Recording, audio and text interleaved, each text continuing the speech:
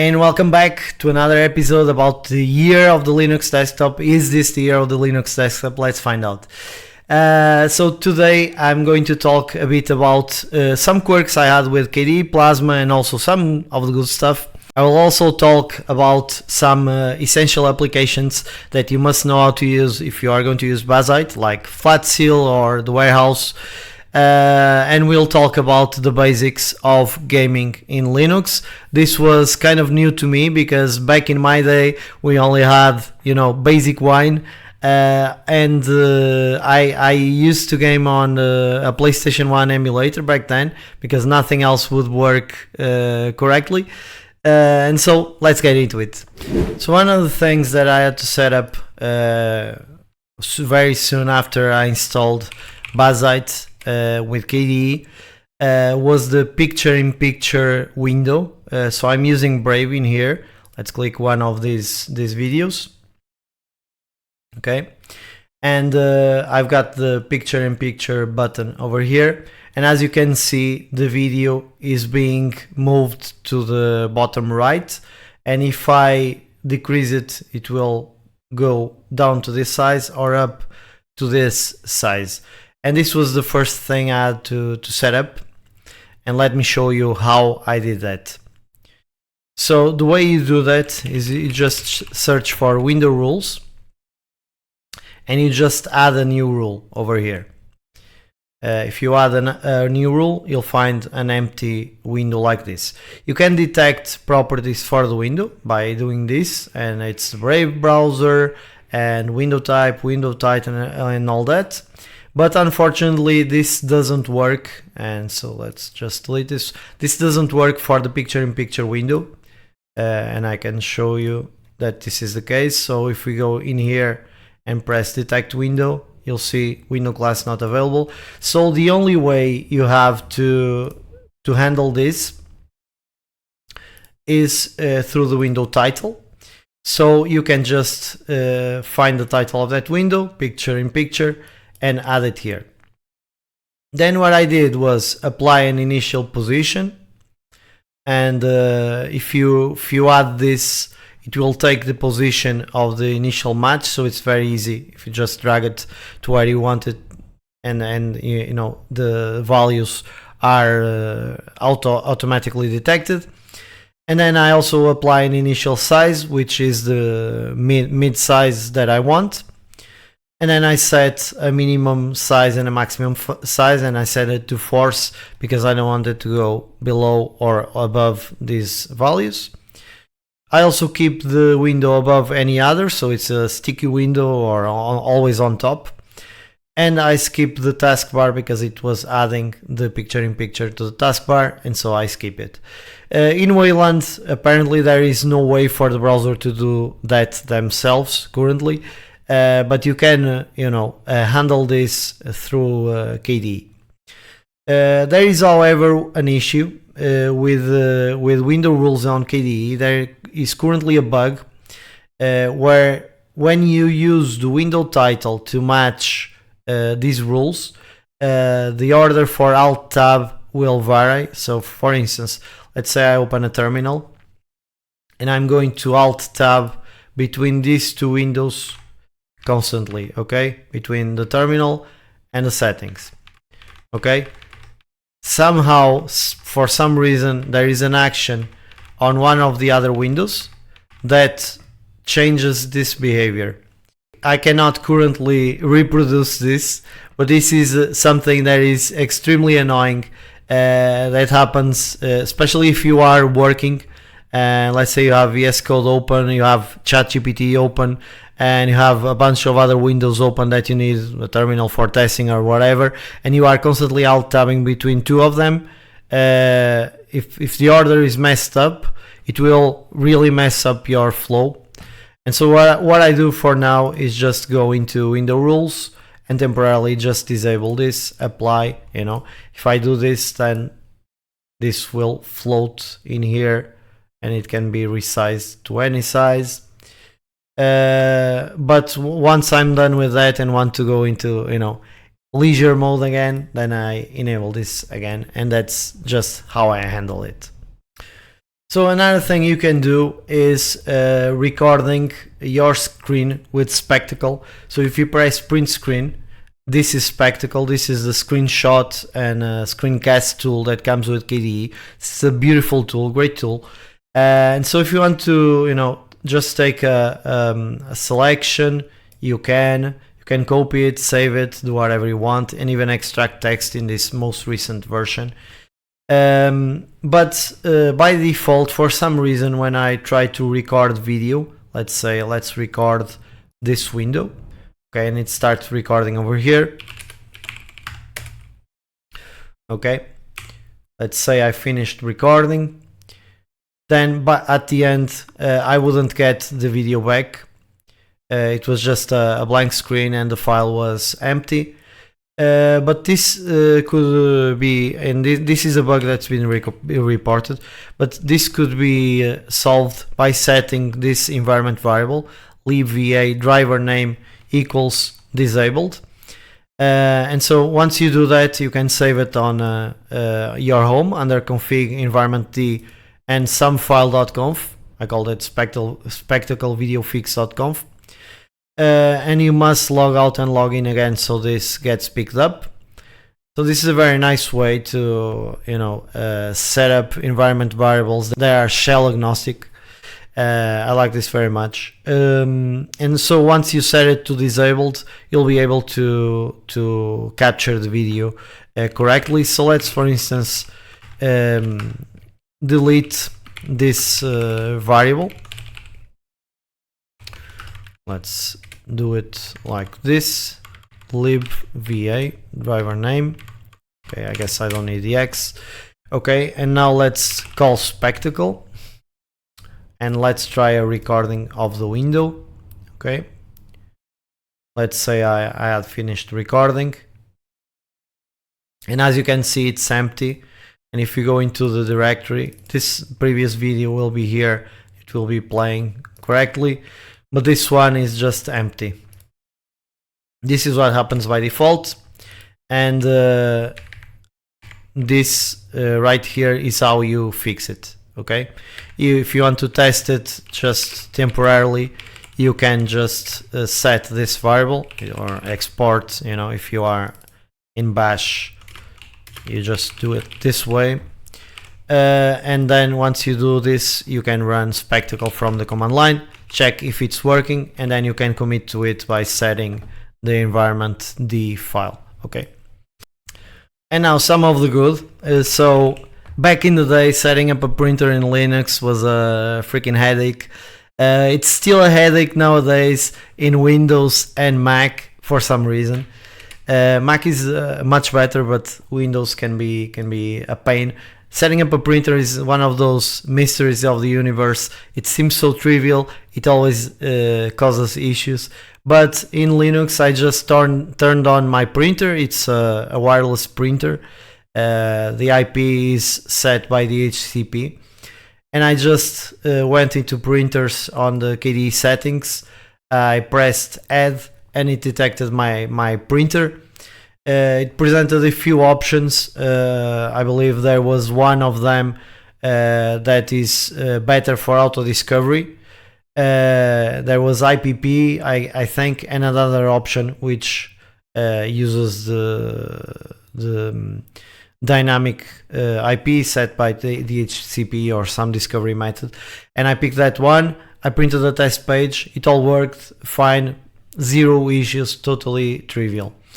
Also for the scanner, I installed this application Scan Page. You can find it on Bazaar, on Flat Hub, and it detected 3 options for my scanner as well. I picked the one that is not proprietary drivers with HP lib, and that works for auto discovery as well, and it worked fine the first time. So I set up my printer with 0 issues on Linux after, I don't know, 26 years, right?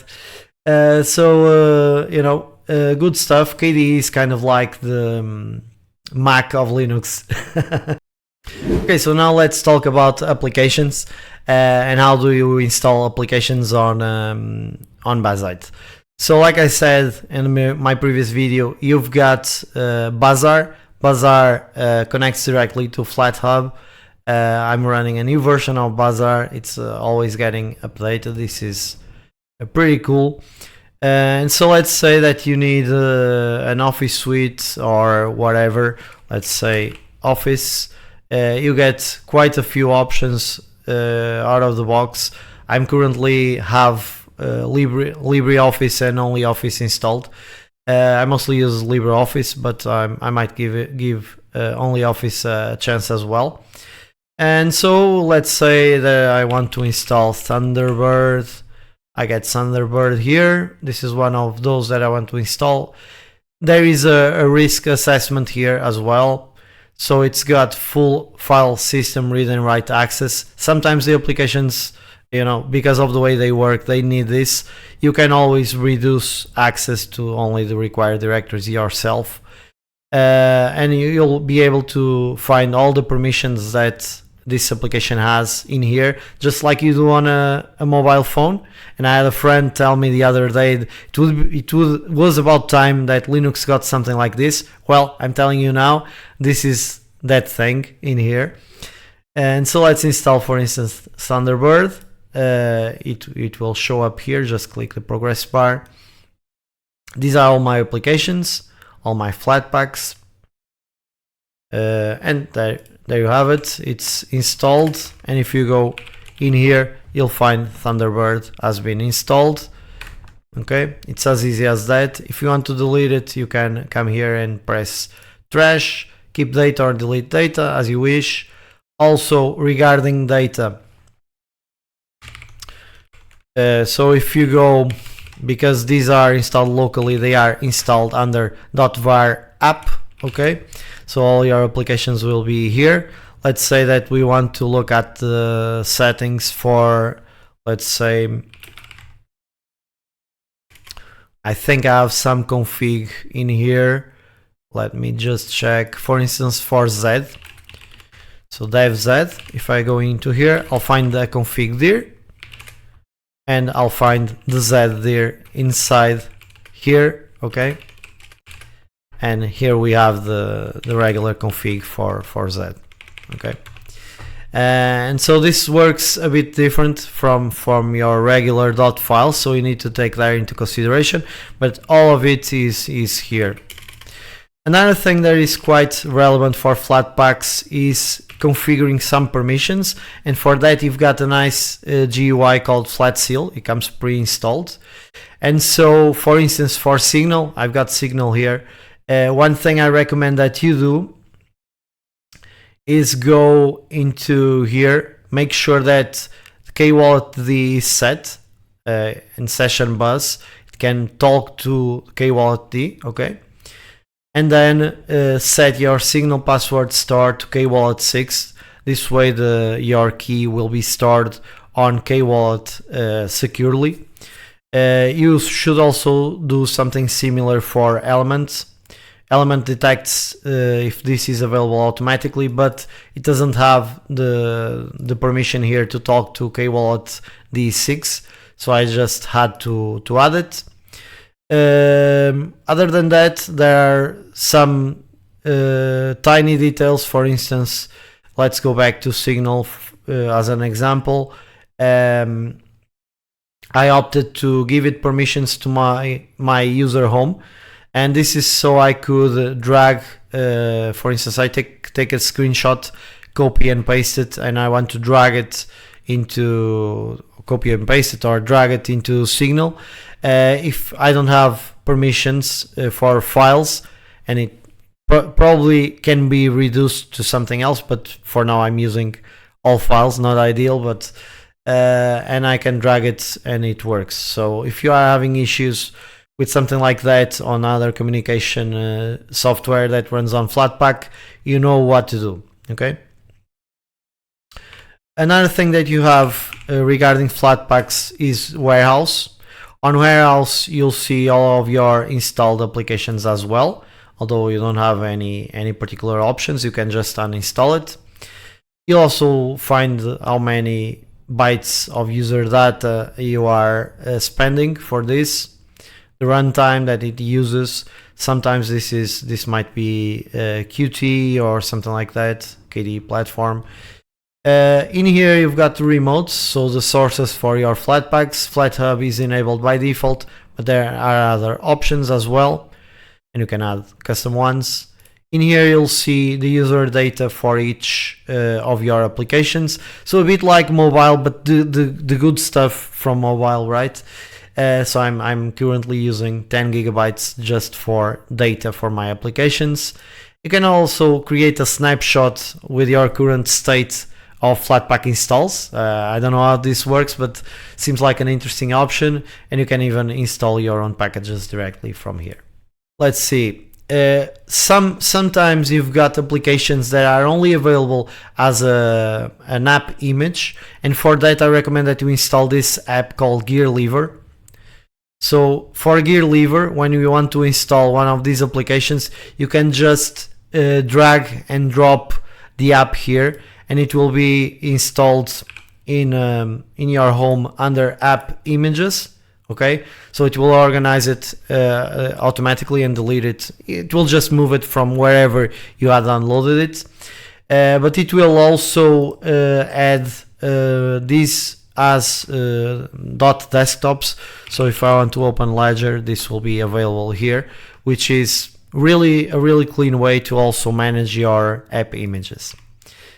Other than that, I've got a bunch of software like Podman Desktop. Podman comes installed by default if you are a developer. I'm going to migrate from toggle time to super productivity very soon. So this is just out of curiosity, this is software to track your time, plan stuff, and organize your projects. I like to know how much time I spent in each part of the videos I'm creating or other tiny projects I'm working on. And you also have Molsam, which is a really nice weather app. It's nothing too weird. It's like the weather app from Windows, but without all the ads that you get on the currently on the Windows app. I mean, crazy. Even the weather app is filled with ads. And finally, because Bazzite comes out of the box with Btrfs, so you can run Btrfs file system usage. Okay, if you run it as root, it will show some more information, but you can run it as your regular user, and you'll see that I've got nearly 1 terabyte of usage for my disk. This doesn't include the root partition. But most of your files, if pretty much all of your files except the operating system, will be on Btrfs. But you can also use FileLite for this, which is a very nice app. If you like to use the command line, this is like NCDU. And so this just loaded. As you can see, we are using nearly 1 terabyte, like the Btrfs was showing. In here we've got a bit more allocated, probably because this is also accounting for other partitions. And in here you'll find that, for instance, for me, games are taking quite a slice, almost 300 gigs. And you can click through this and check, for instance, for Battle.net or for Epic Games, how much am I using here. Okay. And you can also go up by clicking in the middle. And I really like this software. This is the way to check your disk space on Bazzite. This is the easiest way. Just open FileLite and you're set. And so now let's talk a bit about gaming and how you can game on Bazzite.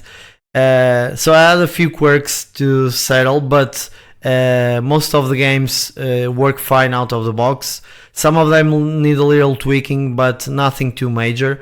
Once you get the, how everything works, it becomes easier and easier to manage your games in here. And keep in mind, these are Windows games, they are not native games. If they were native games, it would be absolutely trivial to run them. Let's hope in the future more Linux games will be released, because I'm not living Linux, and I believe a lot of people will be migrating to Linux soon. A lot of them have already migrated, and I believe a lot more will be migrating because Windows is becoming full of bloatware, privacy breaking approaches. They are making a bunch of wrong decisions with AI. So Linux is freedom. So for gaming, you should take care of which Proton versions you have, and you just can use ProtonPlus, which comes out of the box. Some people also like to use Proton Up Qt. I tested it, and to be honest, I see no advantage over ProtonPlus, and I like the UI a bit more, so I'm using this. In here you'll find your game launchers. So Steam and Lutris come installed by default with Bazzite, but you can also install Heroic, and it will be listed here. You can check which ones you have installed. I usually install the one by KDE. They do a lot of stuff well. Maybe the new OGC, I believe, kernel will be something that brings those same updates, the bleeding edge to Bazzite, but we'll see. For now, of course, without the kernel updates, I'm using the Proton version by KDE, and this sometimes seems to fix some issues with games, so it's worth installing.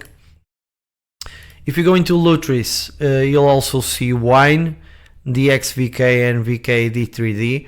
I believe these are bundled with Proton when you are using Proton. So if you want to have more granular control over this, you need to pick a Wine runner. I have no luck with Wine runners. I'll always use Proton one way or another, so I wouldn't recommend it. I've read somewhere that you should use Wine with Lutris, but doesn't seem to me that it's the best approach. So once you open Steam, let's go to Steam and then to Lutris as well.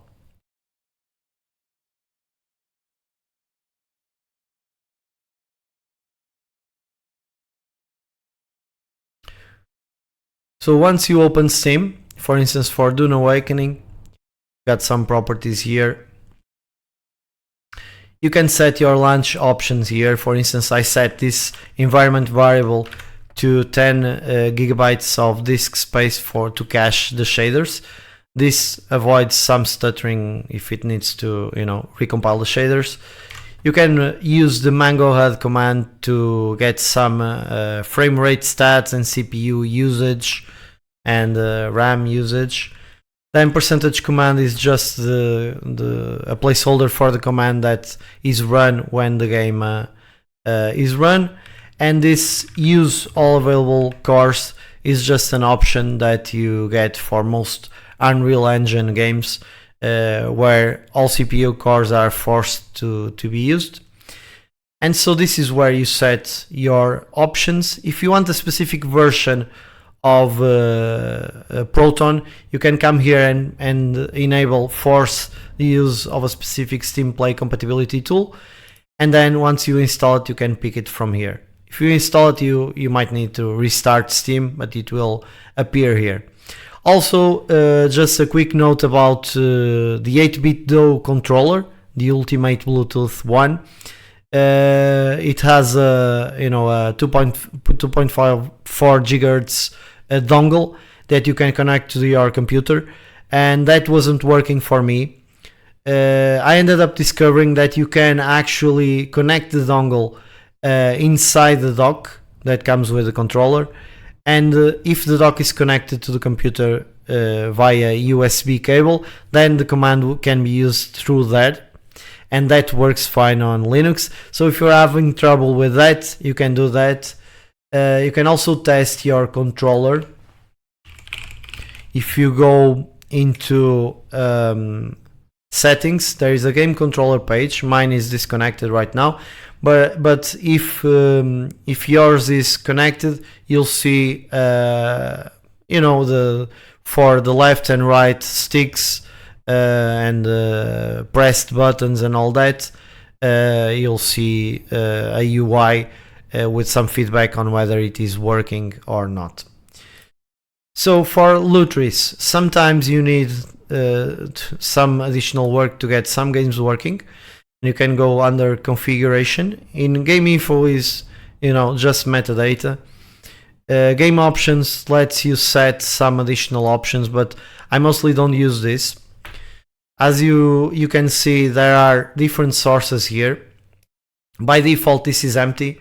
You can add these sources by going into preferences and sources, and you just enable them and then start the regular application game launcher, you know, and log in as usual and install the games. But once you install the games, you can scan them here, and then you can add particular options for each game. And particularly in runner options, you get to select your Proton version or even Wine GE. And as you can see, if I click Wine GE, I'll get a bunch of more options here. And I'm not going to save this. I was having some trouble with Diablo, where I was getting the T-pose for the sorceress. I tried everything I could remember, but in the end what worked was just uninstalling and reinstalling the game. I had probably used maybe WineGE to launch it the first time, and it pre-cached something that was, you know, didn't load the animations or something. So by reinstalling and starting it fresh from the correct runner, and I'm using, I believe, ProtonGE latest, so this is I believe the default that you should use for Lutris, and it worked fine. You can also add environment variables directly in here, and this will these work the same way that they do on Steam if you add it to the launch options. And once you save, you just press play. It will open Battle.net as usual. You press play as usual, and you'll enter the game. These work fine. Sometimes I have a little bit more lag than usual, but for instance, for Dune Awakening, I was having some trouble, but today I ended up switching to the Proton by CatchyOS, and it recompiled Vulkan shaders, and the game ran perfectly, like same frame rate as Windows, maybe a bit more, but it felt a lot smoother for some reason. But everything runs without an issue. All these games that you see here, I have tested them and they run without any problem. It's the same with these Battle.net games or these Epic games. I had some problems with Sifu, where during loadings performance degraded a bit. You can just Alt Enter twice, so it goes into window mode and then back to full screen, and this seems to mitigate it. So if you are in the middle of killing a boss or something, then you can do that instead of having to restart the game. Other than that, everything seems to work fine. The controller is not an issue as long as you connect. In my particular case, as long as you use the dock to connect instead of the dongle directly. Maybe it also works using a cable, but nobody wants to use a cable for that. And so if I can work in Linux, and I always could work in Linux, but with the container first approach, I'm going to be able to customize all my experience, kind of like we do on NixOS. So I can do that. It's great. And I also can game on Linux now. So what exactly is the reason to use Windows? I have no idea. I understand wanting to use Mac, and Mac is based on Darwin, which comes from FreeBSD, which is an operating system that I love. It's extremely robust, so it's a beautiful OS. But I mean, what's the reason to use Windows if you can game on Linux and have a lot more control over your own data, your own privacy. You don't need ridiculous accounts to log in. You can just create a regular user and log in. The computer is yours, it's not theirs, right? So I recommend that we switch to Linux, and if you want a good suggestion, try Bazzite. Other options include CatchyOS if you like bleeding edge. It might be less stable if you don't tend to the system and update it regularly. Or you can try even Linux Mint, which is a great Ubuntu Debian based distro, and it was king before we had Bazzite, but now we have Bazzite, and for me personally, I'm loving Bazzite. I went from a Debian guy for many years to a Fedora guy, so soon I'll be wearing the Fedora. I said it last time and I'm going to say it again. Am I gonna stick with Linux for my desktop? Heck yeah! And I think you should seriously consider the switch as well, like I just told you. We live in a time when our privacy and freedom are being yanked away, and the less you give them, be it governments or big tech, the weaker they are. Don't give away your data, don't be a product. I've got a lot to say about digital freedom and privacy, like I said last time, and I'm going to create a podcast talking about this topic and some other topics that I think that are relevant for our future as mankind. So our governments don't really care about making the world a better place. So somebody's got to do it, and I think we must do it ourselves. We must do it in a constructive way. I'm completely against going to the streets and protests and all that shit. I think we should do it by building. We are builders. We are engineers. We need to build a better future, not destroy whatever is currently going on. We've got enough destruction. So every step that you can take towards having more freedom, improving your privacy, taking back control, is a step that you take towards a better world. As usual, you can follow the channel on datalabtechtv.com, Blue Sky, or Discord for now, right? Like, subscribe, and keep mastering systems.